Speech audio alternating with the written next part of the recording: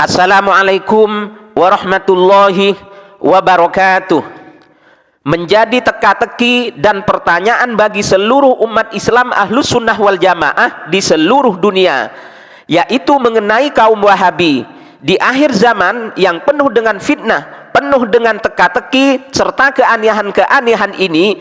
Justru Wahabi tidak mau dipanggil Wahabi. Ini bagaimana? Ibarat presiden tidak mau dipanggil Bapak Presiden.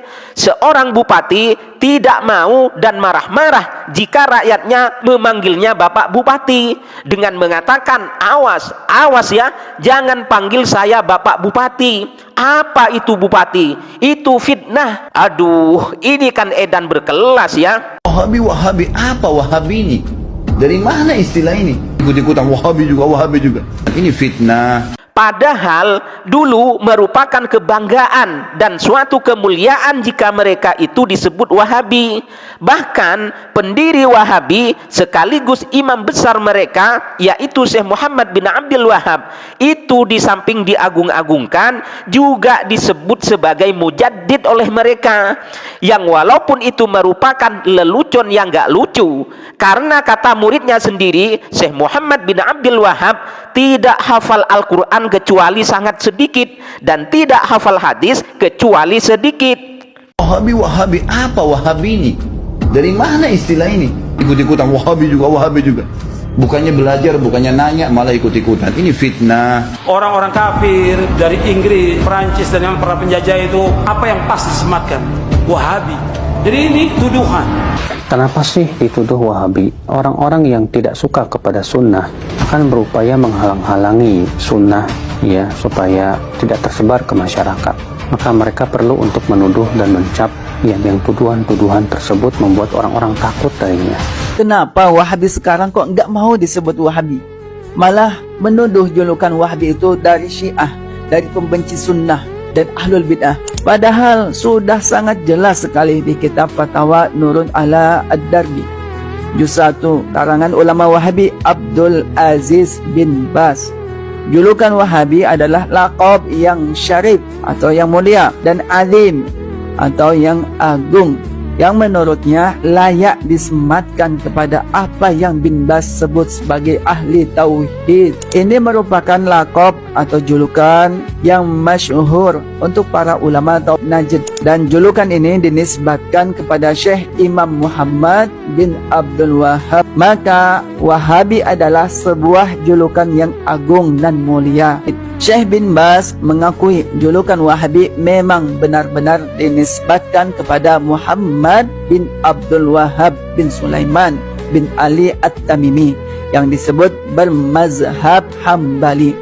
Kemudian ada di kitab Ad-Durar As-Saniyah fi Al-Ajwibah An-Najdiyah yang berisi kumpulan kitab-kitab dan risalah-risalah yang dikarang oleh para pembesar Wahabi. Kita akan menemukan fakta bahwa penggunaan sebutan Wahabi sangat jelas sekali digunakan oleh mereka, bahkan dengan penuh rasa bangga. Di dalam kitab risalah yang ditulis oleh Syekh Muhammad bin Abdul Latif kepada penduduk Yaman untuk menjelaskan akidah penduduk Najd, sebagian orang sudah mendengar kehadiran kami kelompok Wahabiyah, namun mereka belum mengetahui siapa kami sebenarnya, dan banyak menyematkan kepada kami apa-apa yang sebenarnya tidak kami ajarkan. Penulis risalah di sini sangat jelas sekali menggunakan nama Wahabi tanpa ada rasa keberatan sama sekali untuk menisbatkan nama Wahabi kepada diri mereka sendiri.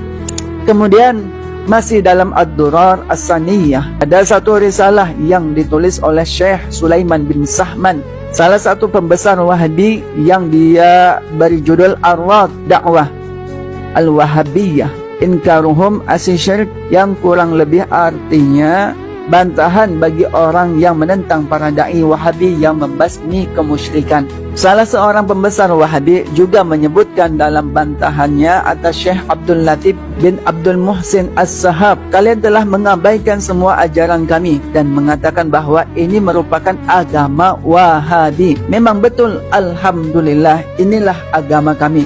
Jelas sekali kan bahwa penulis risalah ini sangat bangga dengan penamaan sekte mereka dengan nama Wahabi. Ini bukti kalau gelar Wahabi itu datangnya dari ulama besar Wahabinya sendiri.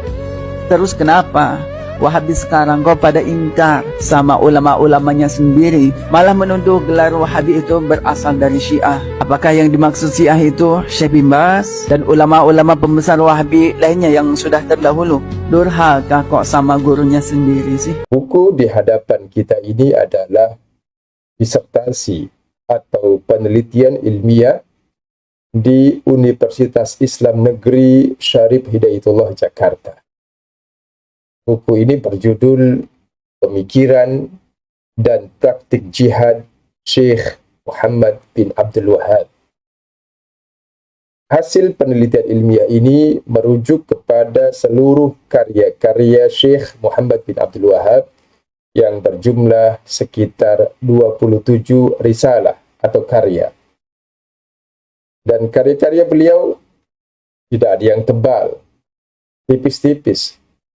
Di kisaran halaman ada yang 7 halaman, ada yang 25 halaman, ada yang 30 halaman.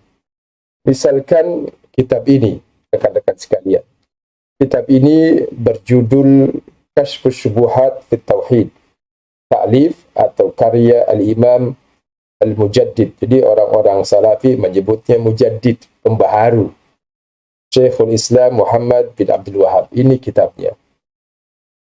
Padahal kalau mujaddid atau bahkan sebagian mereka menyebutnya mujtahid mutlak, itu harus mumpuni dalam karya-karyanya. Harus memiliki kemampuan yang ideal, yang tinggi, hafal Al-Quran, hafal hadis, kitab-kitab hadis hafal. Tetapi Syekh Muhammad bin Abdul Wahab ini, bahkan menurut murid-muridnya, itu tidak hafal Al-Quran. Dia hafal hanya beberapa surat atau sebagian kecil saja, tidak hafal seluruh Al-Quran. Dan saya punya data itu. Dan rangkum dalam kitab ini, dalam buku ini, dalam hasil penelitian ini termaktub dijelaskan di dalam disertasi ini bagaimana kemampuan atau kepandaian Syekh Muhammad bin Abdul Wahab. Di buku ini, hasil disertasi atau penelitian ilmiah mengupas tentang seluruh pemikiran dan praktik jihad Syekh Muhammad bin Abdul Wahab ketika beliau hidup. Jadi, Syekh Muhammad bin Abdul Wahab ini adalah ulama menurut Salafi Wahabi, dan beliau hidup pada abad ke-18 Masehi. Abad 1800, baru sekitar 2 abad setengah. Dan dia berhasil mendirikan suatu pergerakan Islam yang kemudian disebut sebagai Wahabi. Nah, penamaan Wahabi ini dinisbatkan kepada nama bapaknya, yaitu Abdul Wahab. Sebagaimana penamaan mazhab Hambali yang dinisbatkan kepada nama bapaknya Imam Ahmad, yaitu Hambal. Jadi tidak menjadi masalah. Di mana sebagian orang-orang Wahabi atau orang-orang Salafi, atau terkadang mereka menyebutnya kelompok As-Sunnah, mengkritik kenapa disebut dengan Wahabi padahal namanya Muhammad, harusnya Muhammadi. Kritikan mereka juga tidak tepat, karena tradisi bangsa Arab atau kultur keislaman biasanya menisbatkan suatu pergerakan itu kepada bapaknya atau bahkan kepada leluhurnya, kakek buyutnya. Misalkan Imam Syafi'i, nama beliau Muhammad bin Idris Asy-Syafi'i. Jadi Syafi'i ini dinisbatkan kepada kakek beliau. Begitu juga dengan Imam Abu Hasan Al-Asy'ari, bahkan dinisbatkan kepada leluhur beliau, Asy'ari, kakek buyut beliau, bukan kepada nama beliau, ya, Abul Hasan Al-Asy'ari. Jadi sah-sah saja, tidak menjadi masalah. Hal itu karena mereka keberatan disebut Wahabi, karena nama Wahabi ini memang tercoreng cukup berat, ya, dalam rekam jejak sejarahnya yang disertasi tadi Ana Al-Fakir terbitkan dalam buku berjudul membongkar kedok jihad Wahabi ini dijual di pasaran dan bisa rekan-rekan dapatkan di toko-toko online. Rekan-rekan sekalian, sosok Muhammad bin Abdul Wahab ini adalah sosok yang familiar dalam dunia dakwah Islam. Beliau dilahirkan di Uyainah, kota Najd, yang dalam hadis Nabi bahwa para sahabat meminta doa keberkahan kepada baginda Nabi tentang keberkahan kota Yaman. Nabi mendoakan. Lalu Nabi mendoakan juga keberkahan kota Syria, Damaskus. Dan Nabi mendoakannya.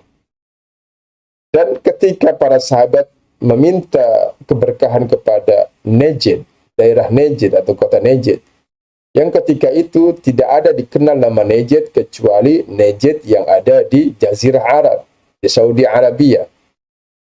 Nah, yang menjadi permasalahan adalah atau tanda tanya rekan-rekan sekalian, orang-orang Salafi atau orang-orang Wahabi atau terkadang mereka menyebutnya As-Sunnah, menyebut bahwa Najd ini adalah Irak, padahal ketika kota Yaman identik dan dipahami dari pertanyaan para sahabat dalam hadis ini sebagai Yaman, yang dikenal dengan Yaman sekarang.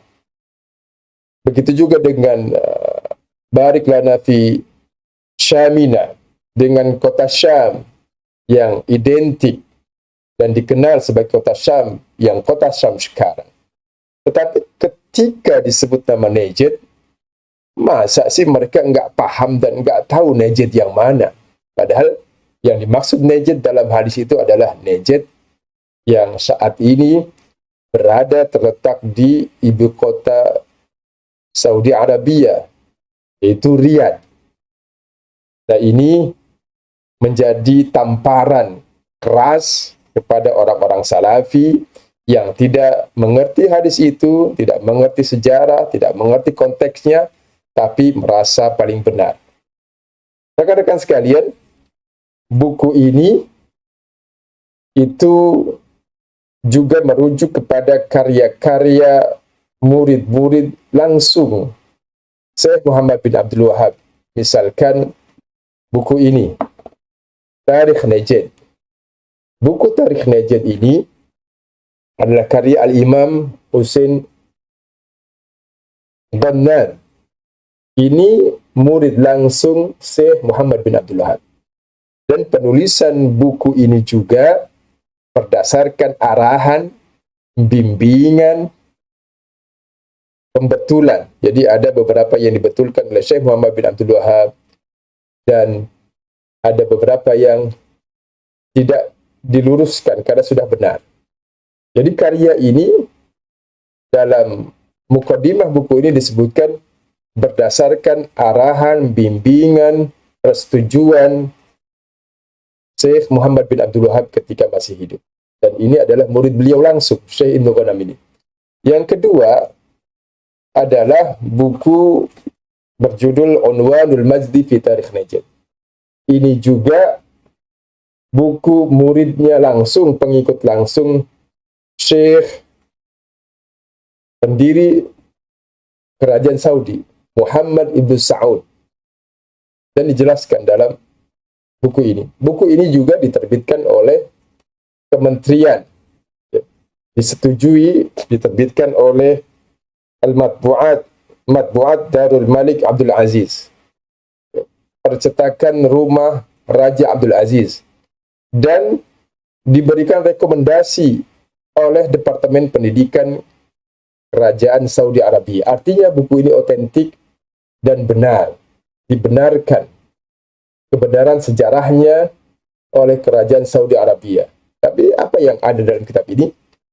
Kitab ini tentang perjuangan bangsa Saudi. Ya. Namun yang menjadi problemnya adalah ketika mereka memerangi suku-suku atau kabilah-kabilah yang beragama Islam, karena ketika itu tidak ada komunitas-komunitas Yahudi, tidak ada komunitas-komunitas non-Islam, seluruhnya orang-orang Islam. Yang menjadi problem mendasarnya adalah ketika mereka memerangi orang-orang Islam, mereka mengklaim itu sebagai jihad yang paling islami. Di sini permasalahannya. Ketika mereka menyebut perjuangan bangsa Saudi, ya, khususnya orang-orang Wahabi ini, perjuangan mereka adalah perjuangan membangun negara, mendirikan negara, itu tidak menjadi masalah. Karena banyak negara-negara di dunia ini berperang, memerangi suku, kabilah, atau masyarakat di lingkungannya karena berebut kekuasaan.